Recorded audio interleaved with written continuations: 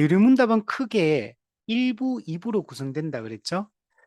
사람이 반드시 믿어야 할 것이 무엇이냐.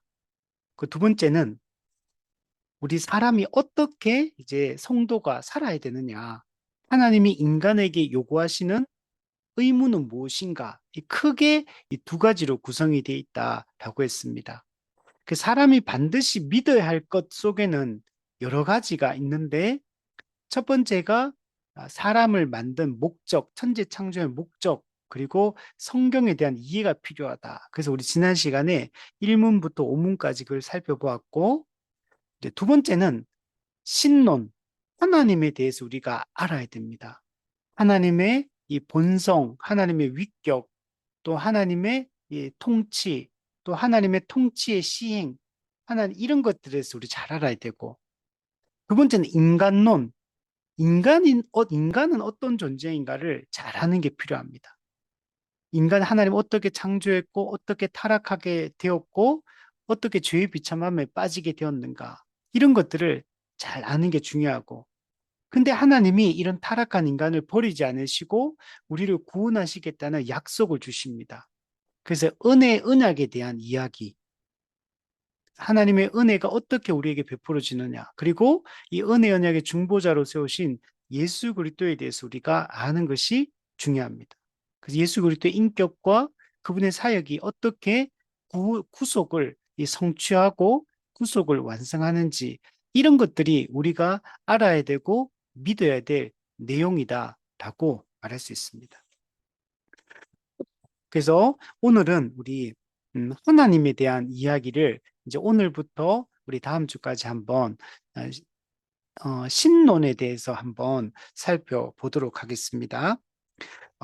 육문을 한번 보시면 이거는 하나님 신론에 대한 이 대전제에 대한 이야기들을 하고 있습니다. 성경은 하나님에 대하여 무엇을 알려주는가? 네.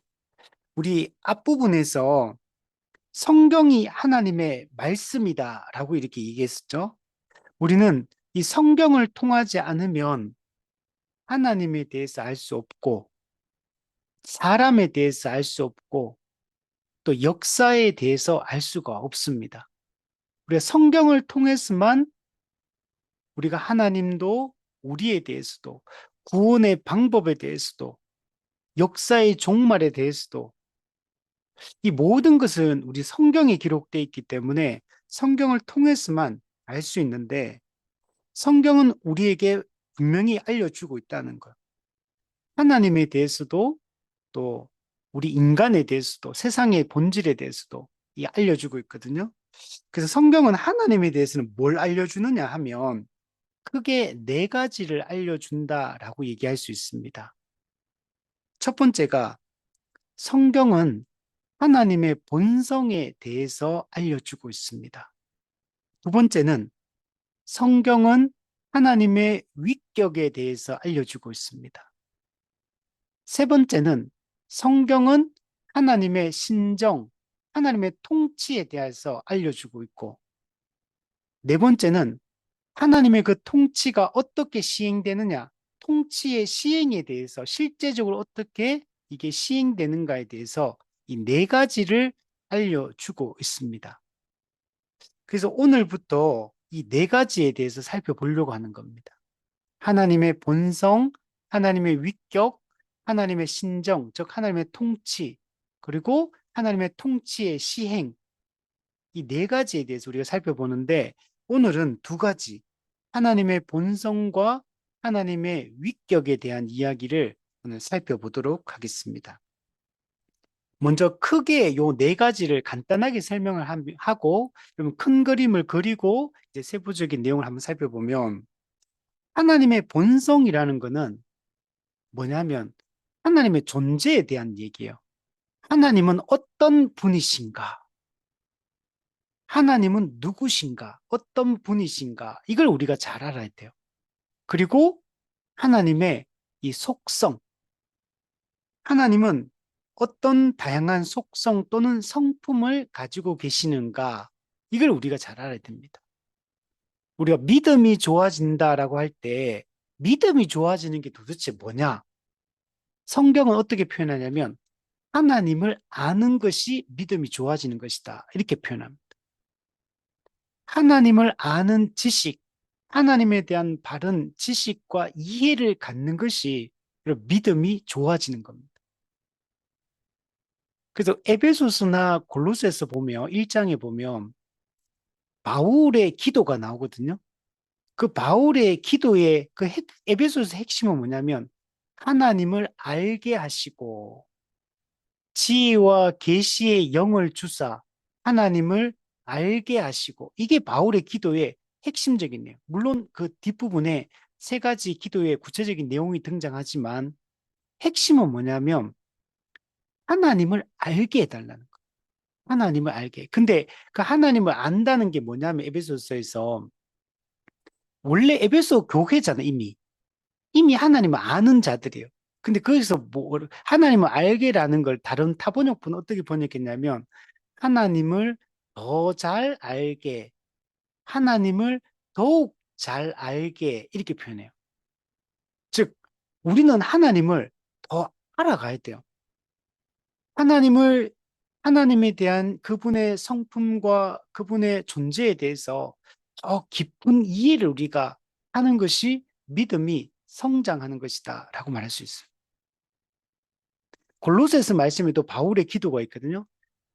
하나님을 아는 것에 자라게 하시고 하나님을 아는 것에 자라게 하시고 이게 우리가 믿음이 성장하는 것입니다. 우리 사도 바울의 사역의 특징이 있거든요. 사도 바울은 이방인의 사도로 부름을 받아서 이 복음을 전파를 하는데 바울의 사역의 특징은 재방문 사역을 한다는 거예요. 1차 전도 여행 때 복음을 전하고 그 소아시아의 교회들이 세워지게 됩니다. 근데 바울이 2차 전도 여행을 떠날 때 1차 전도 여행을 하면서 세웠던 지역을, 교회를 재방문해서 더 깊이 있는 가르침을 가르치는 것들을 볼 수 있어요. 그러니까 재방문 사역을 한다는 얘기는 이미 복음을 듣고 예수님을 믿고 교회가 되어서 교회로서 살고 있는 사람들을 재방문해서 그들을 더 깊이 있게 복음을 가르침으로 그들이 더 잘할 수 있도록 더 견고한 신앙을 가질 수 있도록 이 돕는 사역을 바울은 하는 것들을 볼 수가 있는 겁니다. 뿐만 아니고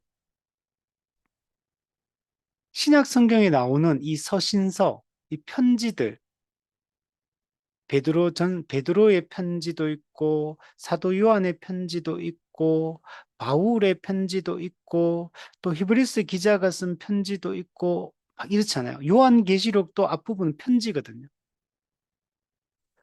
그러니까 이 편지를 보낸다는 말 자체가 뭐냐면 이미 세워진 교회에게 편지를 보내는 겁니다. 왜 편지를 보내겠습니까?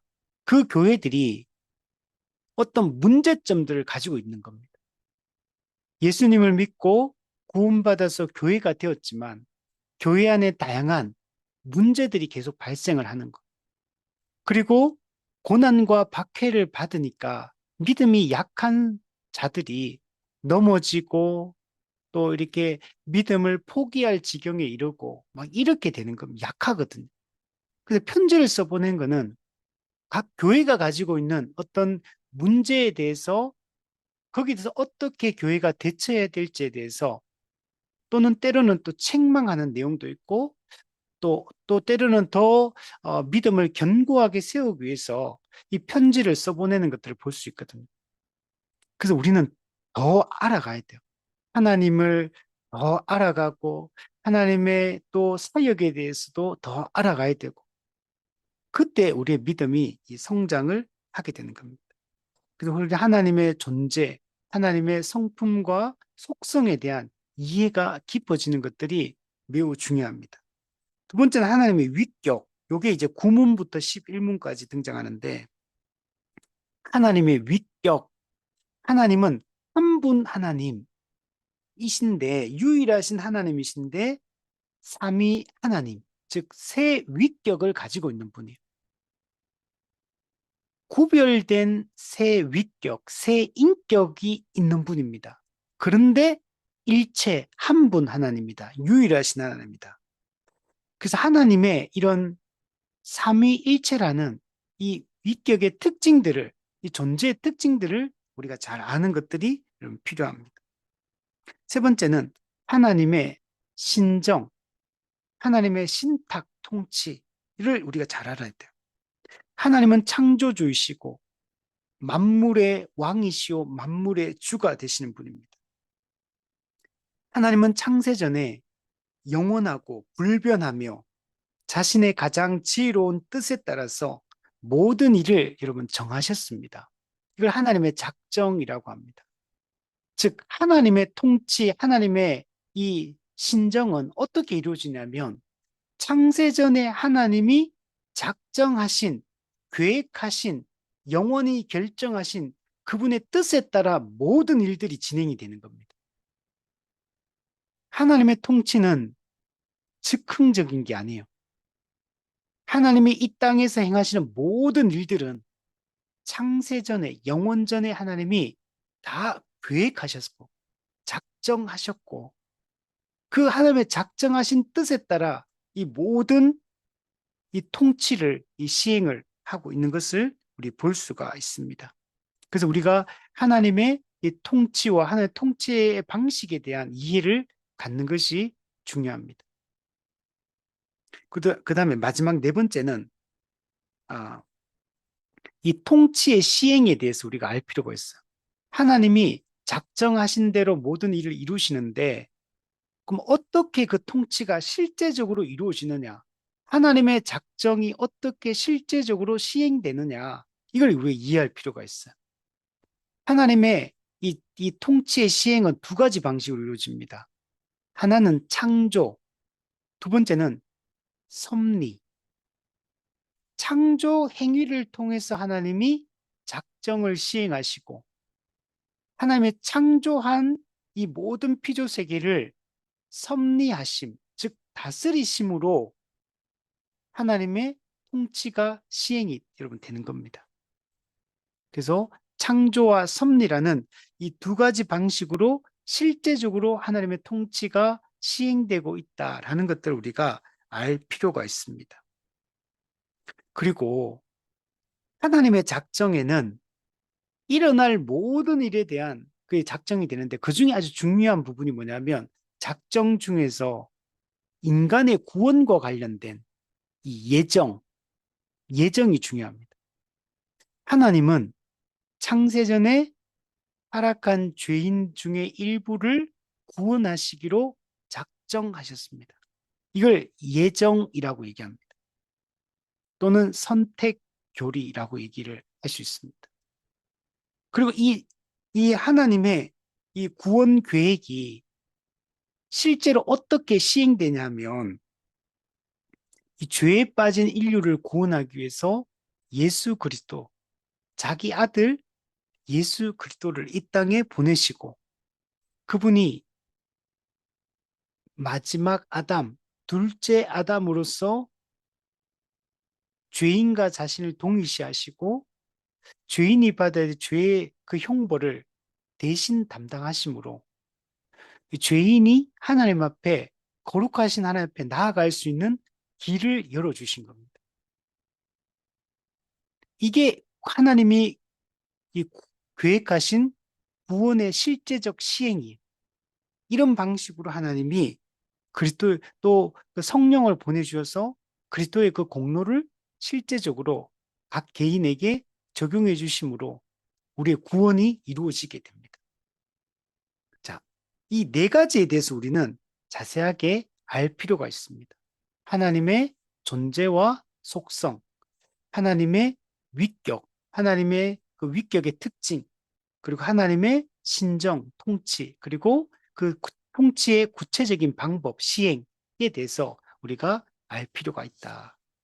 자, 이게 그래서 육문이 우리가 하나님에 대해서 믿어야 될 내용의 이 네 가지 중요한 내용들을 여기에 담고 있다라고 말할 수 있습니다. 자, 두 번째, 그럼 7절, 8절이 뭐냐면 하나님의 이 본성에 대한 가르침입니다. 우리가 하나님에 대해서 알아야 되고 믿어야 할 것이 무엇인가 8문에서 알려주고 있습니다. 우리 7문을 보시면 하나님은 무슨 본성을 가지고 계시는가? 하나님은 영으로서 본래부터 그리고 스스로 존재, 영광, 복되심, 그리고 완전성에서 영원하시며 그리고 완전히 충족하며 영원하고 불변하며 이해를 초월하고 편재하고 전능하시다. 그는 또한 모든 것을 아시며 가장 지혜롭고 가장 거룩하며 가장 공의롭고 가장 긍휼하고 또 은혜로우시며 오래 참고 선하심과 진리가 충만하시다. 이게 하나님이에요. 우리가 하나님 어떤 분입니까? 라고 묻는다면 하나님은 이런 분입니다. 성경의 하나님은 이런 분입니다. 라고 이렇게 말할 수 있어야 돼요. 지금 여기 나오는 이 하나님의 이 모든 이 속성, 하나님의 본질적 특성은 성경에 다 계시가 되어 있는 겁니다. 성경에 계시되어 있는 그 내용을 가지고 이렇게 교리적으로 정립을 한 겁니다. 먼저 첫 번째 보면 하나님은 영으로서, 그리고 하나님은 영이십니다. 우리 요한복음 4장 24절에 하나님은 영이시니 하나님은 영이십니다. 이게 하나님의 본질적 특성입니다.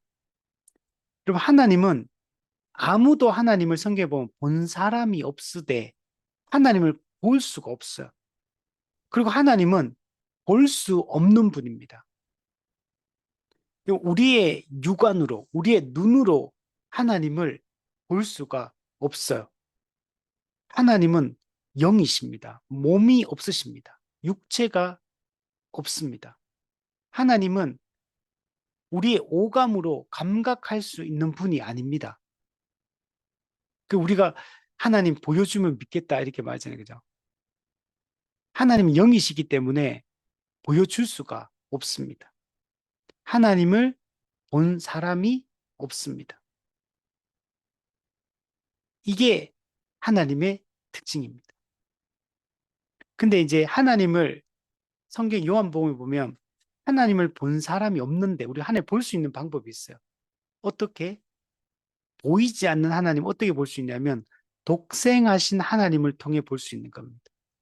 독생하신 하나님, 즉 말씀이 육신이 되어 우리 가운데 거하시는 그 하나님, 그 인간의 인간의 몸과 영혼을 입고 인성을 취하여 이 땅에 오신 사람이신 그리스도, 그분을 통해서 우리는 하나님을 보게 됩니다. 보이지 않는 하나님, 영이신 하나님, 우리는 독생하신 예수 그리스도를 통해서 우리는 하나님의 영광과 하나님의 그 본성을 우리는 보게 됩니다. 근데 우리는 예수님 또 부활하시고 승천하셔서 하늘로 올라가셨잖아요. 그럼 우리가 어떻게 또 하나님 봅니까? 성경이 곧 내게 대하여 말씀하신다. 우리는 성경이 예수 그리스도에 대해서 말씀하고 있기 때문에 우리는 성경을 통해서 예수 그리스도를 만날 수 있고 그 예수 그리스도가 누구신지 알 수가 있습니다. 우리는 성경을 통해서 우리는 하나님도 예수님도 알 수 있고 우리는 성경을 통해서 그분을 만날 수 여러분 있게 되는 것입니다.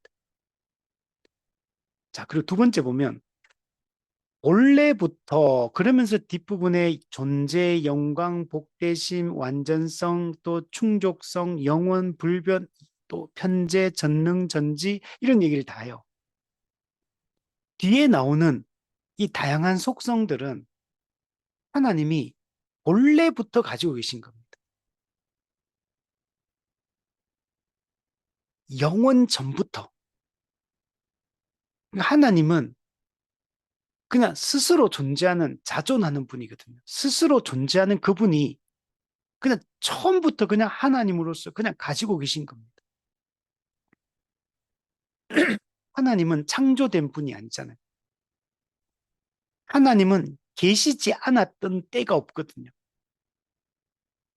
하나님은 어떻게 보면 하나님은 어떤 성장, 자람의 과정을 통해서 지금 성경에 보여주는 이런 완전한 하나님이 되신 게 아니에요. 그냥 하나님은 본래부터 그냥 나는 스스로 있는 자니라, 자존자, 그냥 스스로 존재하고, 그 처음부터 그냥 하나님은 그냥 영광스럽고 그냥 복되시고 거룩하시고 완전하시고 불변하시고 전지하시고 전능하시고 편재하시고 영원하시고 무한하시고 그냥 하나님 처음부터 그냥 원래 그런 거예요. 이 세상에 있는 우리 이사야서나 이런 예레미야서에 보면 세상에 있는 모든 우상들은 사람이 산에 가가지고 나무를 패가지고 가지고 와가지고 일부는 불 때는 이 그냥 나무로 그냥 사용하고 일부는 그것을 깎아가지고 자기 신으로 삼았다 이렇게 말해요. 그래서 이사야서 보면 우상은 다 사람이 만든 거다. 사람이 자기를 위해서 만든 것이 우상이고 그래서 이 사람을 유익하게 할 수 없다. 이건 헛되고 무익한 것이다. 얼마나 어리석냐는 거야. 자기가 나무 베 가지고 일부는 불 때는 데 사용하고 일부는 자기가 조각해서 이게 나의 신이다 이렇게 말하면서 그 신에게 복을 달라고 비는 이게 인간의 어리석음이다. 우상은 아무것도 아니다. 이 우상은 무익하고 헛된 것이다. 유익하게 하지 못할 그 우상을 사람은 숭배하며 이렇게 살아가는 어리석은 존재다. 이게 이사야서에서 이야기하는 이 우상인 겁니다. 근데 하나님은 그런 분이 아니에요. 하나님은 그냥 영원 전부터 본래부터 그냥 존재하던 그런 하나님이다. 그래서 하나님을 신이라고 하는 거죠. 신적 존재인 거죠. 우리가 이 하나님을 유일하신 하나님으로 믿어야 돼요. 우리 대요리문답 8문안 밑에 한번 보시면 하나 이상의 신들이 있는가? 오로지 하나에 살아계시고 참된 하나님이 계실 뿐이다. 하나에 하나. 하나님은 한 분 하나님인 겁니다. 그 성경에 끊임없이 하나님을 설명할 때 한 분 하나님이라는 표현을 많이 써요. 하나의 하나님, 한 분 하나님, 유일하신 하나님, 다른 신은 없다. 그 십계명 1계명 나 외에 다른 신이 없다. 그래서 이게 구약성의 선지서에 보면 이런 표현이 정말 많이 등장해요. 주밖에 없다. 나 외에 다른 신이 없다. 이런 표현들이 정말 많이 나옵니다. 하나님은 자신이 유일하신 신적 존재임을 성경이 명백하게 설명했어요. 세상에는 많은 신과 많은 주가 있다 그래요. 바울 서신에 보면. 많은 신과 많은 주가 있지만 그거는 그냥 사람이 만들어낸 신에 불과한 겁니다. 그건 진짜 신이 아니에요.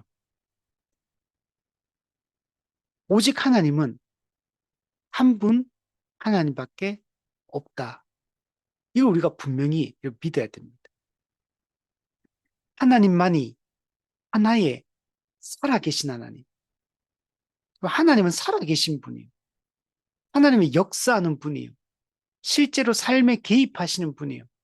하나님은 의지를 가진 분이고, 지성을 가진 분이고, 감정을 가진 분이에요. 하나님은 인격이십니다. 죽은 우상과는 다른 겁니다. 생명 없는 우상이 아니에요, 하나님. 유일하게 하나님은 지정의를 가진 그분은 인격이신 하나님이에요. 살아계신 하나님. 실제로 존재하시고 역사하시고 말씀하시고 벌하시고 정말 이렇게 일하시는 하나님, 살아계신 하나님. 그리고 살아계시고 참된 그 참된 예. 다른 모든 신은 거짓인데 하나님만이 오직 참된 진리이신 그런 하나님이십니다. 이분만이 여러분 계실 분이에요. 그 우리가 십계명 1계명에 나 외에 다른 신이 없느니라. 그걸 마음에 우리 깊이 새게 됩니다. 이분만이 유일한 우리의 예배의 대상이 되시는 분입니다. 우리의 유일한 기도의 대상이 되시는 분이에요. 우리가 정말 믿고 의지해야 할 유일한 반석이 되시는 분이 이 하나님이십니다. 근데 이 하나님 어떤 분이냐? 다시 질문으로 돌아와서 스스로 존재하신다. 예. 스스로 있는 자, 자존자, 예. 자존하시는 하나님. 그래서 하나님은 어떤 분이냐면 이런 일종의 필연적 존재예요. 필연적. 우연히 그 우연은 우연의 존재가 아닙니다. 필연적인 존재예요. 필연적으로 존재할 수밖에 없는 존재예요. 하나님은 만들어지거나 파생된 분이 아닙니다. 그냥 스스로 그냥 존재하시는 분이에요. 그리고 자존하시는 하나님을 우리가 분명히 믿어야 됩니다.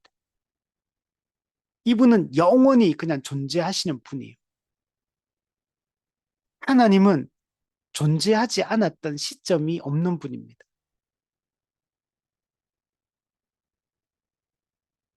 이 하나님이 우리의 하나님이십니다.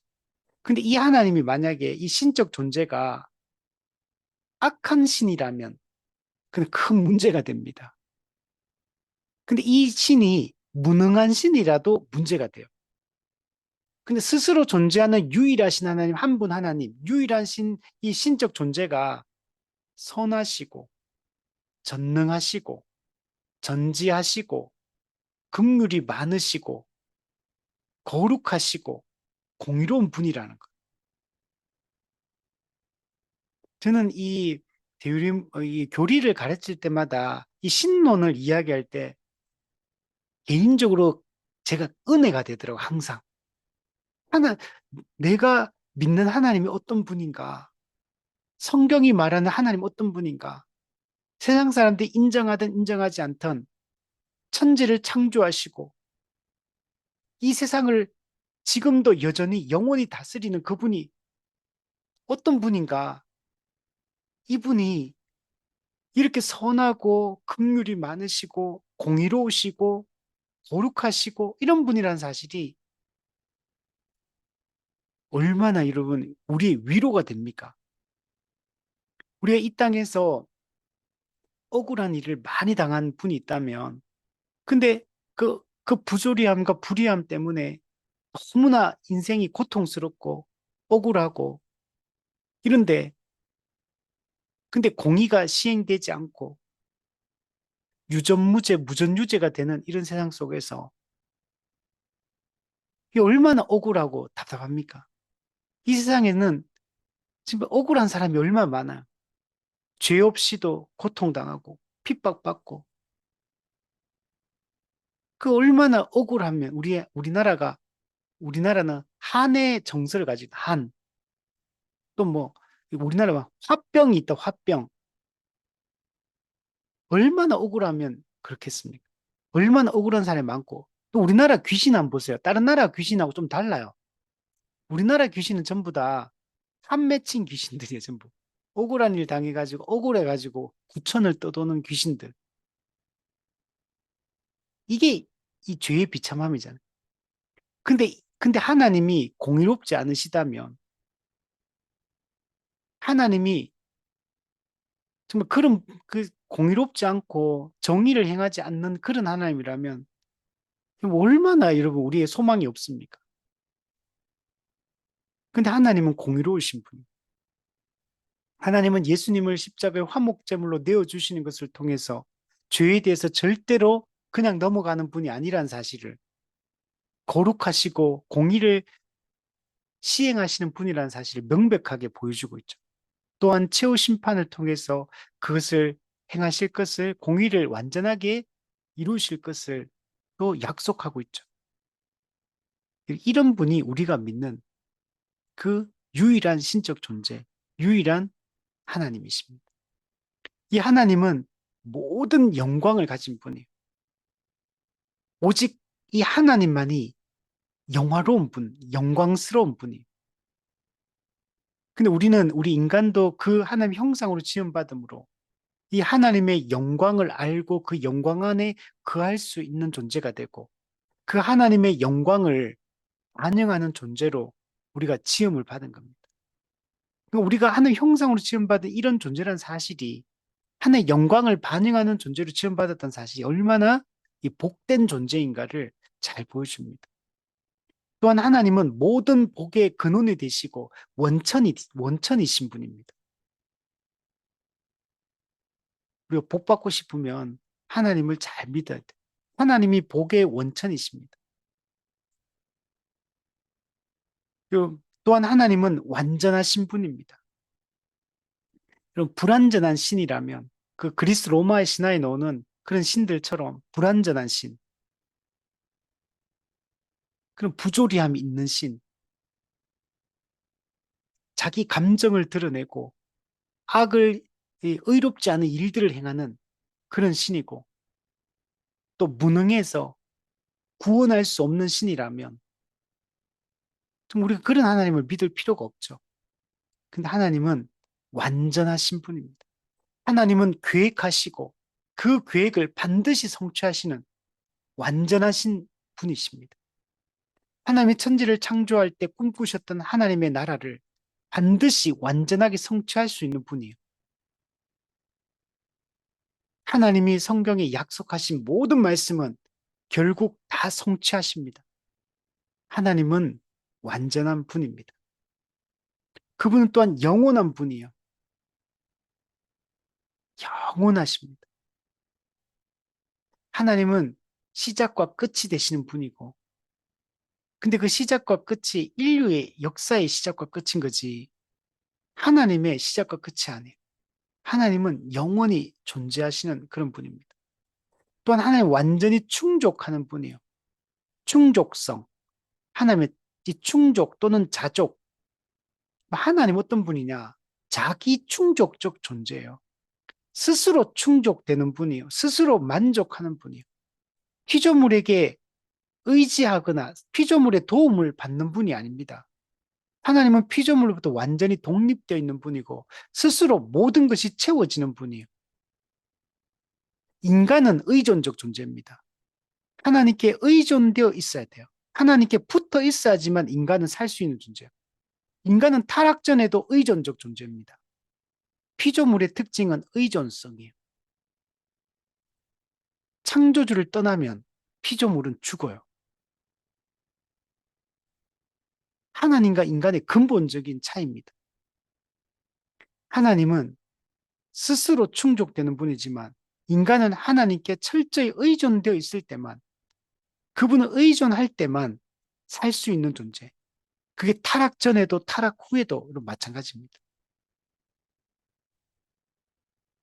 또 하나님은 영원 불변한 분입니다. 변하지 않는 분이에요. 회전하는 그림자가 없는 분입니다. 우리 사람은 변하잖아요. 사랑도 변하고 사랑도 움직인다 그러잖아요. 우린 다 변해요. 우리의 관계도 변합니다. 모든 게 사람은 다 이게 불변하는 게 없어요. 근데 하나님은 모든 것이 불변합니다. 하나님은 후회하심이 없는 분입니다. 또한 하나님은 우리의 이해를 초월합니다. 우리가 그분을 이해할 수 있는 분이 아니에요. 이 유한한 존재가 무한하신 하나님을 이해할 수가 없어요. 하나님은 인간의 이해를 초월해 계신 분입니다. 우리가 감각할 수 없어요. 경험할 수 있는 분이 아닙니다. 우리의 지성으로 그분을 파악할 수조차 없어요. 유한은 무한을 파악 자체가 안 됩니다. 오직 하나님이 먼저 자신을 우리한테 계시해 주기 전에는 우리는 하나님을 알 수가 없습니다. 하나님이 먼저 찾아오시고 스스로 자기를 보여주시고 알려주시지 않으면, 계시해 주시지 않으면 우리는 그분을 알 수가 없는 분이에요. 그분은 초월에 계신 분입니다. 초월성. 근데 그분이 초월에 계신 분이 내재하시는 분, 우리 가운데 찾아오시는 분, 우리에게 말씀하시는 분이에요. 우리에게 자기를 알려주는 분이에요. 자기의 존재와 자신의 뜻을 알려줍니다. 자신을 우리에게 나타내시고 우리와 교제하기를 원하세요. 얼마나 놀라. 우리의 초월에 계신 분이 우리 속으로 들어와가지고 우리와 교제하기를 원하십니다. 또한 하나님은 편재하신 분입니다. 하나님은 계시지 않은 곳이 없습니다. 시간과 공간의 제약을 받지 않으십니다. 어디에나 계시. 우리 시편에 보면 바다 끝에 거할지라도 거기도 하나님이 계신다. 우리 인생의 풍랑을 만나서 절망 속에 인생의 낭떠러지까지 가 있을 그곳에서도 하나님 함께 하십니다.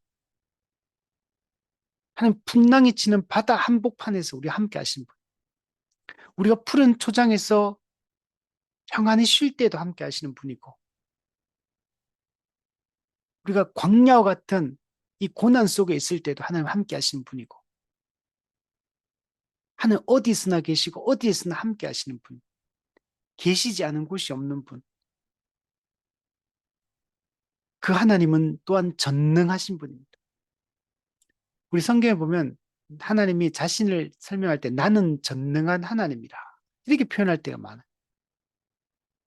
하나님은 능치 못하심이 없느니라. 하나님은 하실 수 없는 것이 없는 분입니다. 하나님은 모든 것을 할 수 있고 모든 것을 쉽게 할 수 있는 분이에요. 할 수 없는 것이 없는 분입니다. 이런 하나님이 우리의 하나님 사실이 얼마나 여러분 든든하고 그죠? 감사합니다. 그는 또한 모든 것을 아시며 전지하신 분이 마귀도 전지하지 않습니다. 오직 하나님만이 전지하신 분입니다. 모든 것을 아시는 분이 하나님이 알지 못하시는 것은 없습니다. 하나님은 일어나는 모든 일들을 아시고 우리의 감정도 아시고 우리의 고민도 아시고 우리의 두려움도 아시고 우리의 기쁨도 아시고 우리의 미래도 아시고 모든 것에 대해서 역사에 대해서도 세상에 대해서도 모든 것을 다 아시는 분. 참새 한 마리가 한 아산에 팔리는 것도 아시는 분이 우리의 머리털까지도 세심바 되신 분입니다. 또한 이 하나님은 가장 지혜로운 분입니다. 하나님이 어리석은 하나님이 아니에요. 모든 지혜의 근원이 되시는 분입니다. 진리의 원천이 되시는 분입니다. 그분은 가장 거룩한 분이에요. 어떤 죄도 악도 용납하지 않는 분이에요. 하나님 완전히 거룩하신, 의로우신 그런 분입니다. 오직 완전히 거룩한 존재만이 그 거룩하신 하나님 앞에 나아갈 수 있는데 하나님은 우리의 모든 죄의 문제도 해결하셔서 우리를 거룩한 자가 되게 하시고 그 거룩하신 하나님 앞에 나아가서 그분과 교제할 수 있도록 우리를 또한 이끌어 주신 분. 그분은 가장 공의롭고 가장 긍휼하고 하나님 긍휼이 많으신 분. 우리 성경에 보면 하나님의 긍휼과 자비에 대한 얘기가 좀 어마어마하게 나옵니다. 하나님은 노하기를 더디하신 분, 긍휼이 많으신 분이 많으신 긍휼을 따라 그 큰 사랑으로 우리가 구원을 받은 겁니다.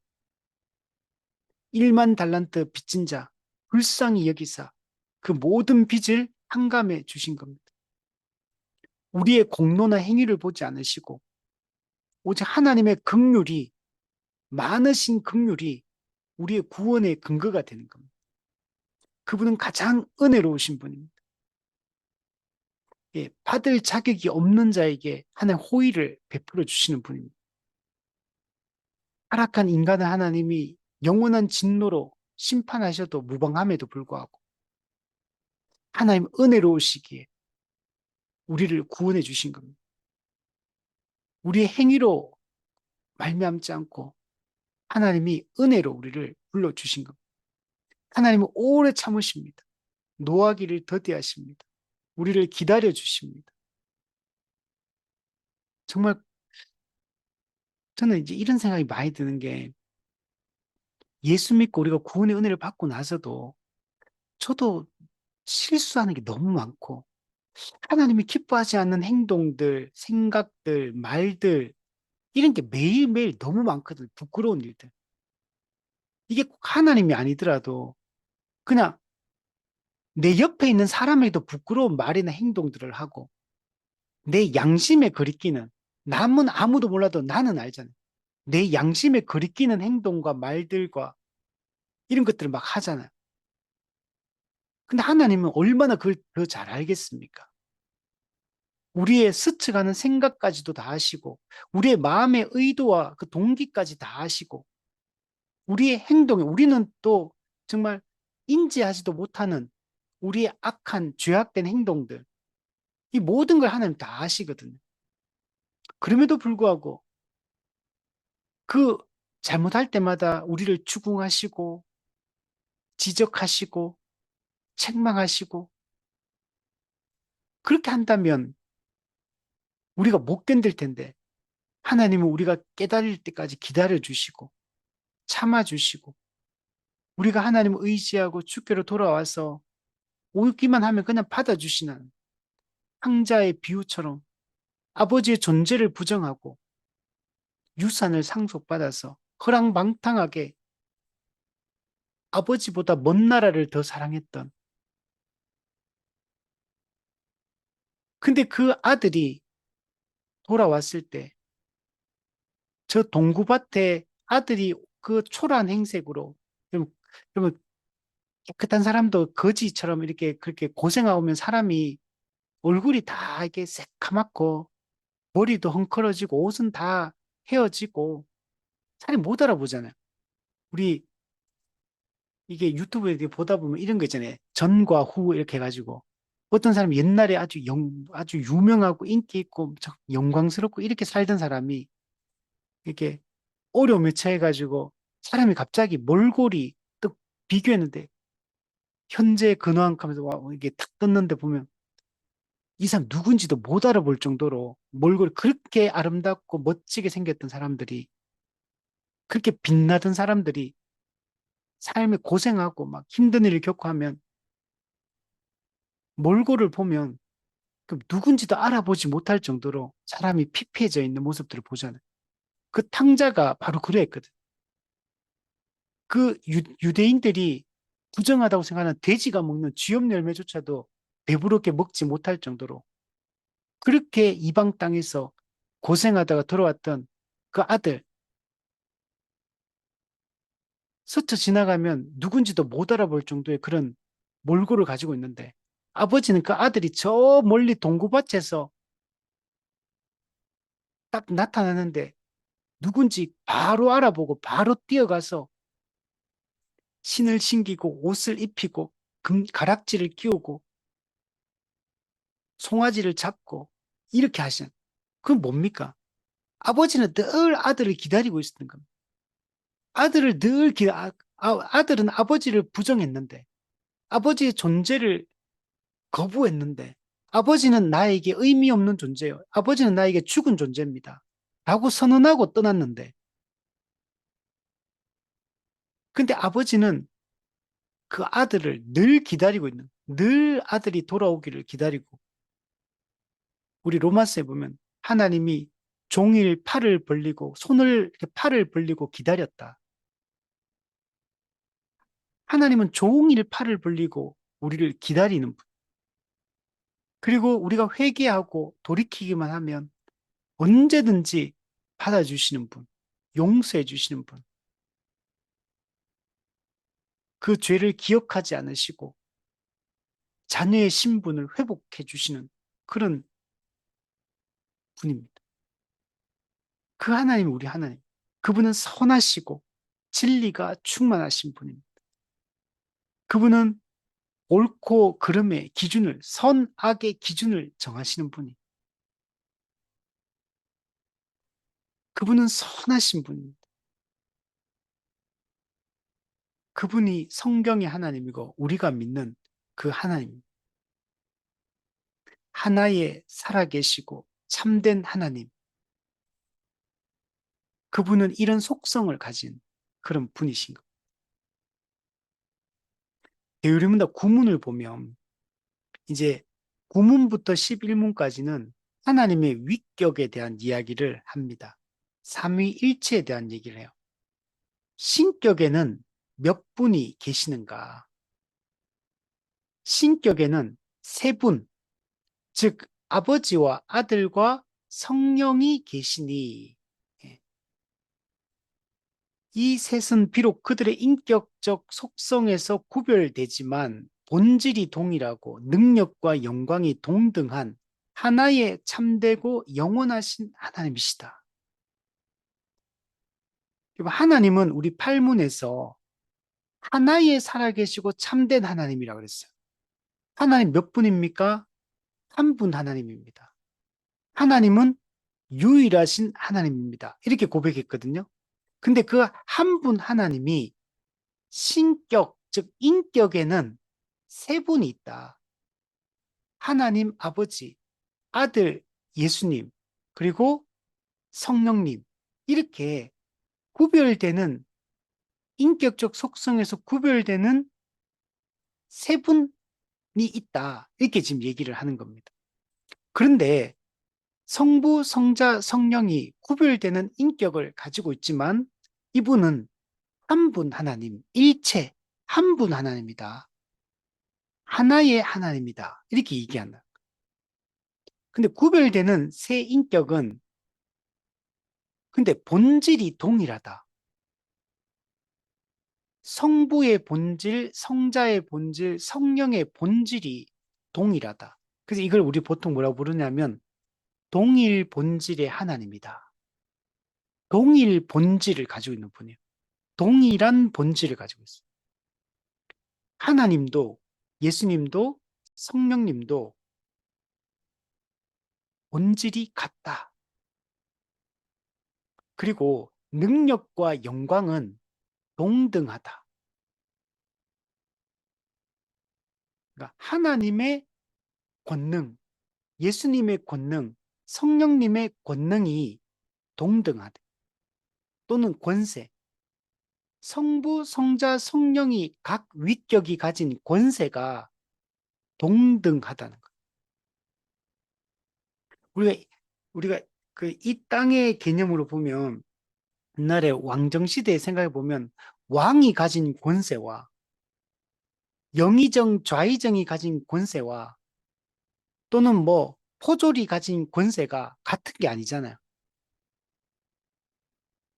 권세가 차이가 있잖아요. 근데 성부, 성자, 성령은 권세가 동일하다. 또한 영광도 동등하다. 권세도 동등하지만 하나님의 영광, 예수님의 영광, 성령님의 영광이 동등하다. 이 표현이 되게 중요해요. 본질이 동일하고 권세와 영광이 동등하다. 이게 성경이 말하는 삼위일체입니다. 이걸 우리는 뭐라 부르냐면 존재론적 삼위일체 또는 본체론적 삼위일체라고 얘기합니다. 우리가 보통 교회에서 삼위일체라고 얘기할 때는 이 존재론적 삼위일체에 대한 설명입니다. 그래서 우리가 하나님을 이런 하나님으로 믿어야 돼요. 그래서 하나의 참되고 영원하신 하나님이다. 삼위, 인격은 구별되는 세 인격이시지만 일체 하나이신 한 분 하나입니다. 이렇게 말해요. 근데 우리가 성부, 성자, 성령을 각 신이다. 그러면 신이 몇 명이냐? 세 명의 신이 있다. 이걸 삼신론이라고 합니다. 삼신론. 기독교는 삼신론이 아니에요. 기독교는 유일하신 하나님. 유일신론이 유일신론. 또 이렇게 말해도 안 돼요. 양태론이라는 게 있는데, 비유로 들자면, 태양이 동그란, 눈에 보이는 동그란 태양이 있고, 그 태양에 빛이 있고, 태양에 열이 있다. 이렇게 설명해서도 안 돼요. 성부, 성자, 성령의 관계를. 또 이런 거, 집에서는 아버지고, 교회에서는 목사님이고, 또 뭐, 어디에서는 누구의 아들이고, 이렇게 생각하면 안 된다. 그러니까 사람은 한 사람인데 그 사람이 각 위치에 따라서 다르게 불리는, 이렇게 성부, 성자, 성령을 이야기하는 것도 아닙니다. 또 이렇게도 말죠. 물이 있는 액체가 있는데 이게 얼리면 고체가 되고 이걸 증발시키면 기체가 된다. 이런 식으로 성부, 성자, 성령을 설명하면 안 돼요. 구약시대 때는 하나님, 초기 교회 때는 예수님, 예수님 승천 이후에는 성령님으로 같은 한 분 하나님이 다른 모습으로 나타나고 있다. 이런 식으로 양태론으로 이렇게 설명해서는 안 됩니다. 삼위로 인격이 구별되지만 그러나 일체이신 한 분 하나님, 권세와 영광이 동등한 하나님, 하나의 참되고 영원하신 하나님, 이렇게 우리가 삼위일체를 이해하는 게 중요합니다.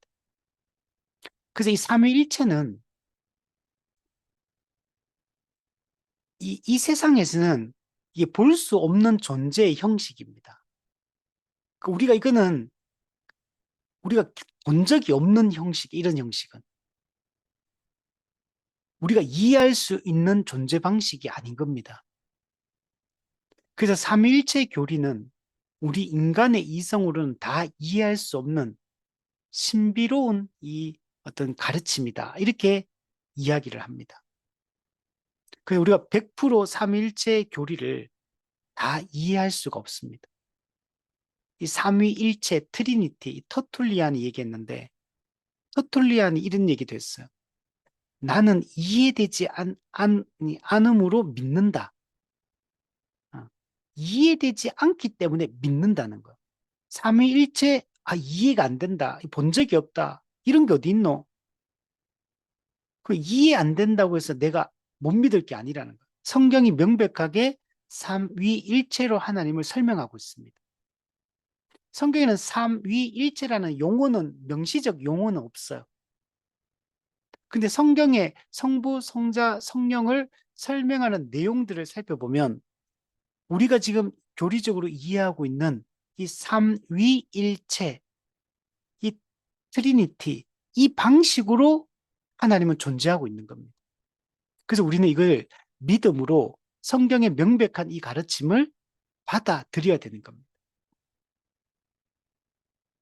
이해되지 않는다고 이것을 삼위일체가 어디 있느냐. 그래서 이걸 부정하는 사람들이 있거든요. 우리는 그렇게 하면 안 되고 성경의 이런 가르침들을 잘 받아들이는 것이 여러분 중요합니다. 근데 존재론적 삼위일체로만 우리가 이해하면 성경에 드러나 있는 성부, 성자, 성령을 우리가 완전하게 이해할 수가 없어요. 그래서 성경을 보면 하나님을 아버지라 부르고 예수님을 그의 아들이라 그러고 성령님을 하나님의 영 또는 그리스도의 영이라고 이렇게 표현해요. 그러면 존재론적 삼일체에서 이야기했던 동일 본질의 하나님, 권세와 영광이 동등한 하나님이라는 게 뭔가 안 맞는 것처럼 느껴집니다. 왜 누구는 아버지라 그러고 누구는 아들이라 그러고 누구는 그의 영이라 그러고 그리고 또 성경에 보면 하나님은 모든 것을 명령하시고 말씀하시는 분이고 예수님은 요한복음에 보면 아버지의 뜻이 아니면 아무 말씀도 하지 않는다 그러고, 나는 아버지 뜻대로 모든 걸 하고 있다 그러고, 하나님이 말씀하신 걸 전한다 그러고, 성령님도 나는 내 뜻을 전하는 게 아니고, 그 예수 그리스도의 가르침을 생각나게 하고, 알려주는 역할을 하고, 이렇게 한다 그러니까, 그 뭔가가 위계 질서가 있는 것처럼 느껴진다는 거. 아버지, 아들, 그의 영. 위계 질서처럼 느껴지잖아요. 누가 제일 크신 분으로, 하나님이 제일 크신 분으로 느껴지고, 예수님이 두 번째, 성령님이 세 번째, 뭔가 위계가 있는 것처럼 느껴진다는 거. 그러나 이거는 실제로 위계가 아닙니다. 앞서 얘기했듯이 성부, 성자, 성령은 본질이 같고 권세와 영광도 동등한 분이에요. 그러니까 성부, 성자, 성령을 만약에 원으로 그린다면 100% 정확하게 일치하는 분이에요. 우리가 이렇게, 그런데 성경에서는 그렇게 안 느껴지죠. 이걸 뭐라 부르냐면 이걸 경륜적 삼위일체라 그래요. 경륜. 하나님의 이 구원 계획을 하나님의 이걸 이루실 때 성부, 성자, 성령의 역할이 달라요. 그래서 성부 하나님은 구원을 계획하시고 성자 예수님은 하나님이 계획하신 구원을 성취하시고 성령님은 예수님이 성취하신 구원의 효력과 유익을 각 사람에게 전달하고 적용하는 역할, 구원 적용을 하시는 분이에요. 성부 하나님의 구원 계획, 성자 예수님의 구원 성취, 성령 하나님의 구원 적용, 하나님의 창조, 하나님과 그의 창조, 예수님과 그의 구속, 성령님과 그의 성화. 이렇게 그 기능과 역할이 다른 겁니다. 이것을 우리는 경륜적 삼위일체라고 얘기하는 거예요. 그 우리가 성경을 볼 때는 존재론적 삼위일체와 경륜적 삼위일체라는 이 두 가지 이 관점을 가지고 성경을 봐야지만 하나님을 우리가 올바르게 이해를 할 수가 있습니다. 이 삼위일체 교리가 이것을 좀 명확하게 설명해 주는 신조가 있어요. 그게 뭐냐면 아타나시우스 신조입니다. 다른 니케아 신조, 이 동방 정교에서 현재 사용하고 있는 이 니케아 신조, 그리고 우리 서방 교회가 지금 사용하고 있는 이 사도신경, 두 개는 되게 비슷합니다. 니케아 신경, 사도신경, 이거는 동서방 교회가 사용하고 있는데 각자 내용이 거의 흡사합니다. 신앙 고백이 되게 비슷해요. 근데 이 아타나시우스 신경이 또 있습니다. 칼케톤 신경도 있는데 이 아타나시우스 신경을 보면 다른 그 칼케톤 신경이나 사도신경이나 니케아 신경과는 조금 차이 나는 부분이 있어요. 사도신경, 니케아, 칼케톤 신경 같은 경우는 분량도 비슷하고 내용도 비슷합니다. 물론 조금씩 다릅니다. 그렇지만 그 신앙 고백의 내용이 분량이나 내용에 있어서 거의 흡사합니다. 그런데 아타나시우스 신경도 사실은 똑같아요. 똑같은 신앙 고백을 담고 있거든요. 근데 이거는 다른 신경과 좀 다른 특징이 하나가 있는데 삼위일체 교리를 아주 상세하게 요 부분을 어떻게 보면은 다른 데는 이렇게 예를 들면 뭐 10원짜리만한 이런 작게 얘기를 했는데 지금 그걸 갖다가 이게 딱 띄워가지고 크게 설명하는 거 있잖아요. 이렇게 그것처럼 아타나스 아타나스 아타나시우스 신경 같은 경우는 이 삼위일체에 관련된 부분을 뻥튀기 해가지고 자세하게 설명해줘요. 그래서 아타나시우스 신경은 다른 신경에 비해서 분량이 몇 배로 많아요. 이게 신앙 고백으로 해요. 사실 저도 교회에서 우리가 사도신경을 우리 공예배 때 사도신경을 신앙 고백을 온 교회가 함께 하잖아요. 이 아타나시우스 신경 이런 거 고백하면 좋겠다 이런 생각이 들어요. 왜냐면 너무 은혜를 내용을 읽어보면 너무 좋거든요. 근데 너무 내용이 길어가지고 이게 하기가 좀 힘들긴 한데 제가 한번 좀 이제 마지막으로 요 얘기를 한번 하고 정리를 해볼게요. 요건 좀 한번 들어볼 필요가 있어요. 이거는 자, 구원받기를 원하는 자는 보편적인 믿음을 소유해야 된다. 보편적 믿음이 뭐냐? 삼위로 계시는 한 분 하나님, 일체이신 삼위를 예배하되 이렇게 말해요. 보편적인 믿음은 삼위 하나님에 대한 이 얘기를 합니다. 물론 이것만 있는 건 아니에요. 뒤에 보면 또 사도신경에 있는 내용과 같은 그 내용들도 다 보편적인 믿음에 포함됩니다. 자, 근데 그 아주 중요한 부분이 이거요. 삼위로 계시는 한 분 하나님 일체이신 삼위를 예배하되 그 위격들을 섞지 않으며 성부 성자는 섞이면 안 돼요. 또 그 본질을 나누지 않는다. 왜냐하면 성부도 한 위격, 성자도 한 위격, 성령도 한 위격이기 때문이다. 그러나 성부, 성자, 성령은 다 한 하나님이고 그 영광은 동등하고 위엄도 다 함께 영원하다. 성부가 계신 것 같이 성자도 계시고 성령도 계신다. 성부가 창조되지 않았고 성자도 창조되지 않았고 성령도 창조되지 않았다. 성부가 무한하시고 성자도 무한하시고 성령도 무한하시다. 성부도 영원하시고 성자도 영원하고 성령도 영원하다. 그러나 영원하신 세 분 하나님이 아니라 영원하신 한 분 하나님이 계신다. 마찬가지로 창조되지 않는 무한한 세 분 하나님이 아니라 창조되지 않은 무한한 한 분 하나님이시다. 마찬가지로 성부께서도 전능하시고 성자도 전능하시고 성령도 전능하다. 그러나 전능하신 세 분 하나님이 아니라 전능한 한 분 하나님 계신다. 자, 이런 내용들이 계속돼요. 그래서 이 읽어보면 하나님에 대한 얘기들이 아주 자세하게 이렇게 기록이 되어 있다는 것들을 알 수가 있어. 그래서 삼위일체에 대해서 우리가 깊이 이해할 필요가 있습니다. 자, 다시 한번 돌아와서 우리 10분을 신문을 한번 보세요. 신격 안에 계시는 세 분의 인격적 속성은 무엇인가? 아버지에게는 그의 아들을 낳으신 것이, 아들에게는 아버지로부터 낳아진 것이, 성령에게는 아버지와 아들로부터 나오신 것이 영원 전부터 고유한 속성이다. 자, 이 무슨 말이냐면 성부, 성자, 성령 이 위격은 각자의 독특한 특징이 있어요.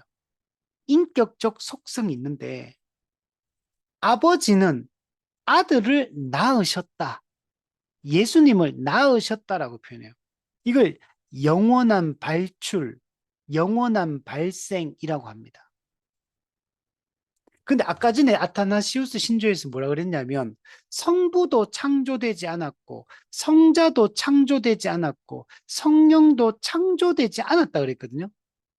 근데 여기서는 아버지가 아들을 낳으셨다 이렇게 하니까 뭔가 아들 낳았다? 그러면은 낳기 전에는 존재하지 않은 거네 이렇게 생각할 수 있잖아요. 창조되지 않았다 했는데 낳았다 그러니까 낳는 순간에 창조된 건가? 이런 생각이 들잖아요. 근데 그렇지 않다는. 우리가 이제 어, 이게 어려운 부분인데 존재론적 삼위일체를 할 때 성부, 성자, 성령은 창조된 분이 아니고 만들어진 분이 아니고 존재하지 않았던 분도 아니고 아타나시우스 신조에 보면 누가 누구보다 앞서거나 뒤서거나 하지도 않고 누가 누구보다 크거나 작거나 하지도 않아요. 그런데 아버지는 아들을 낳으셨고 아들은 아버지로부터 나셨고 성령님은 아버지와 아들로부터 나오신 겁니다. 그러니까 이걸 창조되었다 이렇게 이해하면 안 되고 만들어졌다 이렇게 이해하면 안 됩니다. 그런데 이렇게 성경에서는 얘기를 하고 있어요. 그래서 우리가 이게 신비롭다라고 얘기하는 거예요. 성경은 이걸 이야기를 하는데, 근데 우리 개념으로는 이거 이해가 안 되는 거예요. 인간의 머리로는. 그래서 이거는 삼위일체의 이 존재 방식, 각 위격의 특징, 각 위격의 관계성, 이런 것들이 우리 인간의 머리로는 사실 100% 이해할 수가 없어요. 그래서 우리가 이거는 인정해야 된다. 그러나 성경은 이렇게 이야기하고 있기 때문에 이게 역사적 기독교가 이걸 교리적으로 이렇게 정립해 놓은 겁니다.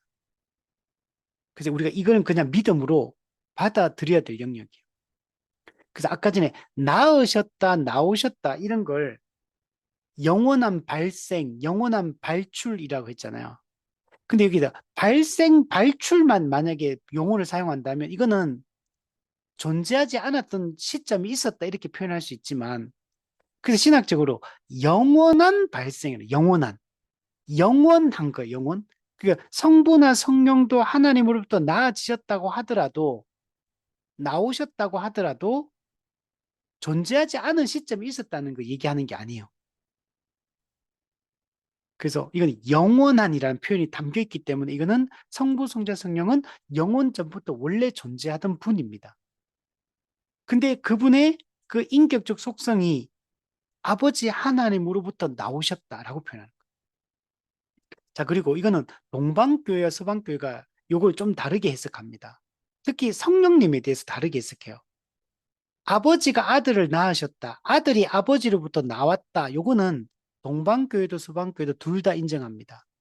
그런데 동서방교회가 분리되게 된 이유가 있어요. 그 두 가지 이유인데 그 중에 하나가 요거 때문이에요. 성령님이 아버지와 아들로부터 나오셨느냐? 아니면 성령님은 하나님으로부터만, 아버지로부터만 나오셨느냐? 요 차이점이 있어요. 요거 때문에 동방교회, 서방교회가 분리되게 됩니다. 이걸 뭐라 하냐면 필리오케 논쟁이라 그래요. 서방교회는 성령님은 아버지와 아들, 하나님과 예수님으로부터 나오셨다. 이게 서방교회, 우리가 지금 서방교회입니다. 서방교회 전통에서 있어요. 개신교가. 동방교회는 정교회를, 동방정교회. 거기서는 성령님은 아버지로부터, 예수님처럼 아버지로부터만 나오셨다. 이게 이제 동방교회가 믿고 있는 신앙 고백입니다. 자, 11문도 한번 보세요. 아들과 성령이 아버지와 동등한 하나님이라는 사실이 어떻게 나타나는가? 성경은 하나님 아버지에게만 사용하는 고유한 명칭, 속성, 사역, 예배를 예수님과 성령님에게도 동일하게 돌리고 있습니다. 그래서 아들과 성령이 아버지와 동등한 하나님이심을 명백히 보여주고 있습니다. 예를 들면 히브리서 1장에 가면 하나님을 영원한 분 이렇게 표현하거든요. 근데 하나님께 사용하는 영원이라는 용어를 예수님한테 똑같이 써요. 또는 무한이라는 개념도 하나님한테 사용되는 용어인데 예수님한테 똑같이 써요. 불변, 완전, 이런 편재, 전지, 전능, 이 모든 거는 원래 하나님한테 쓰는 용어들인데 이게 예수님에게도 성령님에게도 또 통치 이런 거 다 동일하게 다 사용해요. 지혜, 거룩, 전지, 전능. 하나님께 사용되는 걸 예수님과 성령님에게도 동일하게 그런 이 명칭과 속성과 사역과 예배를 돌린다는 것은 성자와 성령도 성부 하나님과 동일한 하나님이다. 동등한 권세와 영광을 가진 하나님이다. 라는 것들을 보여주고 있다는 겁니다. 자, 이 내용들을 아타나시우스 신조에서 한번 제가 한번 읽어드리면 음, 우리 주 예수 그리스도께서 하나님의 아들이시오 하나님이시며 사람이시라는 것을 믿고 고백한다. 성자께서는 하나님으로서는 성부의 본질에서 나오시고 자, 그리고 창세전에 나셨으며 자, 이거 무슨 말이냐? 그러니까 예수님의 신성에 대한 얘기인 거예요. 예수님의 신성은 성부의 본질로부터 나오신 것. 그리고 창세전에 성부로부터 나신 겁니다. 그런데 예수님은 사람으로서는 모친 마리아의 본질에서 이 세상에 태어났다. 완전한 인성을 가지고 태어났다. 이런 얘기하는 거예요. 그분은 완전한 하나님이시며 이성을 가진 영혼과 인간의 육신을 모두 갖고 계신 완전한 사람이십니다. 신성에 있어서는 성부와 동등하시고 인성에 있어서는 성부보다 낮으십니다. 자, 무슨 말이냐면 예수님은 신성과 인성 둘 다를 가지고 있거든요. 근데 예수님이 가진 신성에 있어서는 성부 하나님과 동등합니다. 근데 예수님이 가지고 있는 인성의 차원에서는 성부 하나님보다 낮으십니다. 당연하겠죠. 인성이 신성과 같을 수 없잖아요. 그러니까 예수님이 가진 인성, 사람의 영혼과 몸을 가지고 있는데 예수님이 그 인성을 가졌다 하더라도 하나님의 신성과 비교하면 낮을 수밖에 없는 거죠. 왜? 인성은 완전한 게 아니거든요. 인성은 신성보다 낮죠, 당연히. 그래서 그렇게 얘기하는 겁니다. 그분은 하나님이시며 동시에 사람이시지만 두 그리스도가 아니라 한 그리스도이십니다. 하나이신 것은 신성이 육신으로 바뀌어서 그런 것이 아니라 하나님이 인성을 취하심으로 그렇게 된 것입니다. 온전히 하나이신 것은 본질의 혼합에 의해서가 아니라 위격의 일체성에 의해서 이렇게 된 것입니다. 이성을 가진 영혼과 인간의 육신이 한 사람을 이루고 있는 것처럼 하나님이시오 사람이신 한 그리스도로 예수님은 존재하고 있습니다. 이렇게 얘기한다. 자, 그러니까 정리하면 하나님의 위격은 삼위일체로 존재하신다. 이게 존재론적 삼위일체다. 그래서 이 본질이 동일하고 능력과 영광은 동등하다. 그런데 그 예수님과 성령님의 신성에 있어서 그걸 살펴볼 때 위격의 특징이 있는데 아버지는 아들을 낳으셨고 아들은 아버지에게 낳아지셨고 성령님도 아버지와 아들 예수님으로부터 나오셨다. 이렇게 우리가 이해를 해야 된다. 그리고 경륜적 삼위일체 개념에서 성부는 계획하시고 성자는 성취하시고 성령님은 적용하신다. 이렇게 삼위일체를 이해해야 된다. 그러나 경륜적 삼위일체 기능과 역할이 그러하다고 해서 존재론적으로 하나님이 더 크고 예수님이 두 번째, 성령님 세 번째다. 이런 건 아니에요. 존재론적 삼위일체로 이해를 해야 되고 사역은 경륜적 삼위일체로 이해를 할 때 우리가 잘 이해가 여러분 되는 겁니다. 예를 들면 예수님이 고린도서 15장에 가면 하나님 나라가 완성이 되어지면 예수님이 승천하셔서 하나님의 그 하나님 나라의 통치권을 위임받아서 예수님이 왕으로 통치했는데 이제 마지막 재림 때 예수님이 심판을 다 시행하고 나면 나라를 아버지께 바친다 이렇게 말해요. 통치권을 위임되었던 통치권을 아버지 하나님께 다시 되돌려 드리고 바친다 이렇게 표현을 하거든요. 그러니까 하나님 나라가 완성된 이후에도 이 존재론적 삼위일체 개념과 경륜적 삼위일체 개념이 계속되고 있다는 걸 얘기를 해주는 거. 이게 이제 하나님 나라 완성되고 나면 존재론적 삼위일체로만 하나님이 존재한다. 경륜적 삼위일체 개념은 이제는 모든 구원 사역이 끝났기 때문에 이건 사라지는 거다. 그런 게 아니고 영원히 존재론적 삼위일체 개념과 경륜적 삼위일체 개념이 계속되어진다라고 알아야 되고 예수님이 인간의 몸을 입고 인성을 취하신 것은 우리의 인간을 구원하기 위한 중보자가 되기 위해서 이렇게 취하셨는데 이 중보사역이 다 최후 심판 이후에 중보사역이 다 완성되고 난 이후에도 예수님이 그러면 인성은 이제 버리느냐? 아니요. 예수님은 신성과 인성을 영원히 완성된 하나님 나라에서도 계속 가지고 계시는 분으로 성경이 설명을 하고 있습니다. 그래서 우리가 이 내용들을 잘 이해할 필요가 있습니다. 자, 그래서 오늘 하나님의 이 본성과 하나님의 삼위일체 위격에 대한 이야기들을 오늘 살펴보았습니다.